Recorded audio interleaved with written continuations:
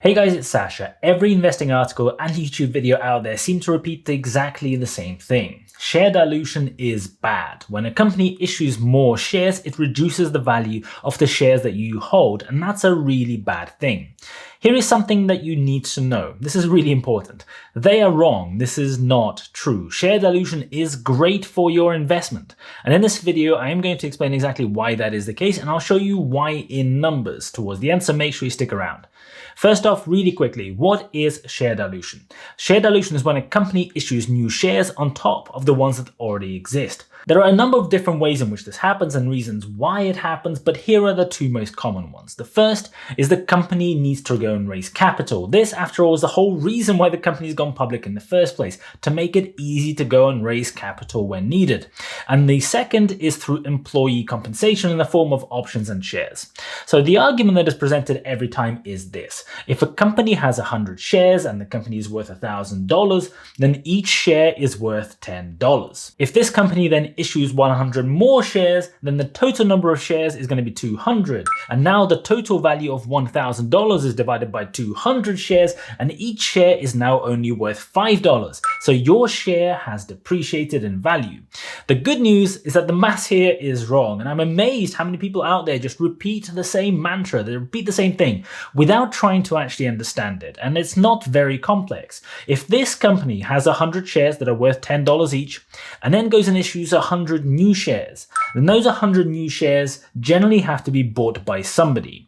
The majority in normal situations will be bought by people on the market who buy up these shares when they are issued, or in some cases on smaller volumes, employees exercising their stock options. Now, when people go and buy those 100 extra shares for $10 in the market, the company's valuation becomes the sum of its old value, the $1,000, and the new cash that's just turned up, $1,000 more. So now the company is worth $2,000 and each share is still worth $10. This is something that people need to just take a step back and think about. In fact, that extra $1,000 in cash that the company has just collected is probably actually worth more than $1,000 because of what it can do for the business.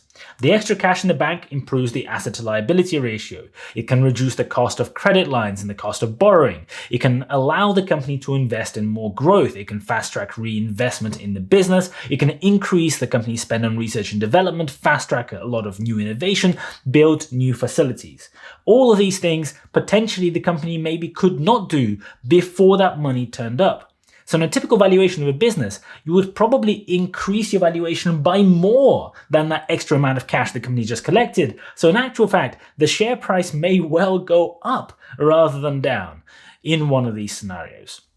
Now, when employees exercise their share options, the situation may be a little bit different, and I'm aware of that before anyone points it out in the comments. If those options were granted a long time ago, the exercise price may be much lower than the current share price, and so the person exercising those options may be buying them at a massive discount. That does happen. But in the overall grand scheme of things, in a typical company, this will be a very small proportion of the overall share volume, which will normally have no real impact on anything. In fact, it will usually have the opposite impact because of the implications of why these actions are being taken. You see, early stage companies want to attract the best talent, the smartest people. They want to attract the strongest leaders who can drive the business forward. The problem with early stage companies is they don't have the right sort of cash to pay those people. They aren't making any revenue. They don't have the sort of money that would take to go and hire thousands of those kind of people. So what is it that they do? This is why those people that they are hiring, those super smart, super talented people, are being compensated with shares or share options instead.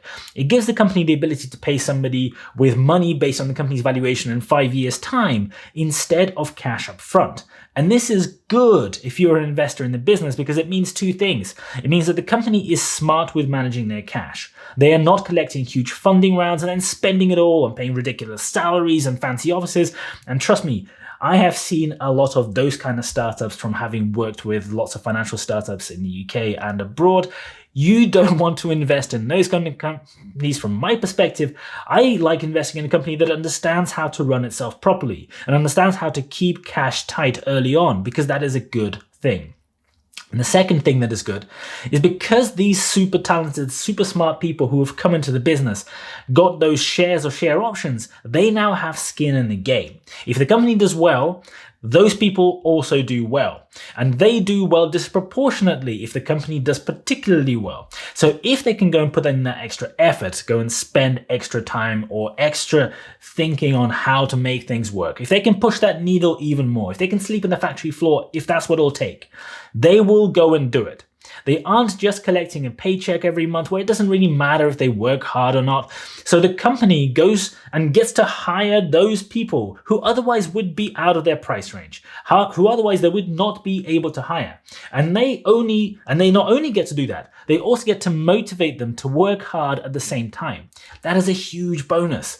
There's a reason why the likes of Palantir, Tesla, and other super fast growing companies going through huge growth phases have taken this exact approach. Companies that issue new stock are focused on growth. They are raising capital for the projects within their business that need cash. So when I see a company that is diluting its shares and growing like crazy at the same time, I see literally nothing wrong with that whatsoever.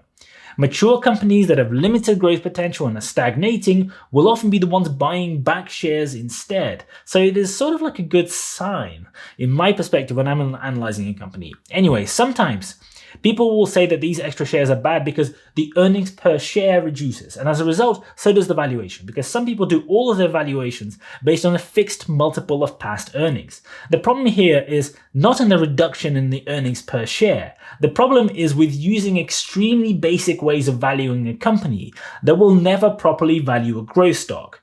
Maybe those people should try a little bit harder.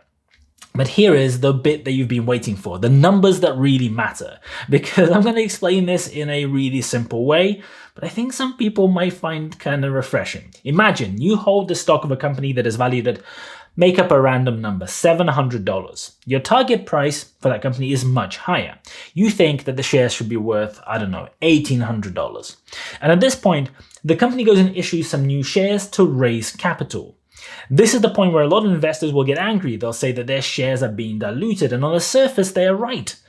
Those new shares are being bought by people for just $700 when you think that the real value of that share is actually $1,500 because that's your target price. So those people are buying the shares at a massive discount. That's a bad thing for the company, right? But think about it like this, from a slightly different angle. There are three different outcomes that can happen in this scenario when new shares are being issued. Either the share price goes up, it stays level, or it goes down. Now, if the share price stays level, absolutely nothing happens for some time after the new shares are issued, then there is no impact on the share price, it doesn't go up or down, nothing's happened, so the issue of new shares has had no effect. If the company then instead goes and uses that extra cash that they have just generated, they've pulled in the right way to reinvest in the business, and as a result, the share price goes up because the company does well, then everybody is a winner. You're a winner because you're a shareholder, and so are the new investors who have bought in at that point in time. So you would argue that the company have done really well. Could they have done just as well without issuing new shares? Well, you'll never know. But they took that choice and that choice paid off. The last scenario is that the shares are issued and after some time the price of the shares actually goes down. So you're annoyed at this point because the new shares diluted yours, and that's what you're blaming things on. But here is what actually happened. The new investors went and put money into the company where you are a shareholder at a higher valuation than the value that it is right now. So those new investors have essentially got a lower share of the company for the money that they've put in than they should have. The company managed to raise capital at a higher valuation than they should have. You as a shareholder should be very happy with this outcome. The fact that the company's share price is underperforming and probably the company itself not doing as well as it should is a whole separate issue, as are the reasons for it that you need to go and look into. You need to decide, do you want to continue being invested in the company? But your investments have actually done well out of that injection of capital, which is a separate thing. I hope you found this useful. I hope it makes you think about share dilution in a different kind of way. Don't forget to hit the like button for YouTube algorithm so that more people can watch this video. Thank you so much for watching. I really appreciate it. And as always, I'll see you guys later.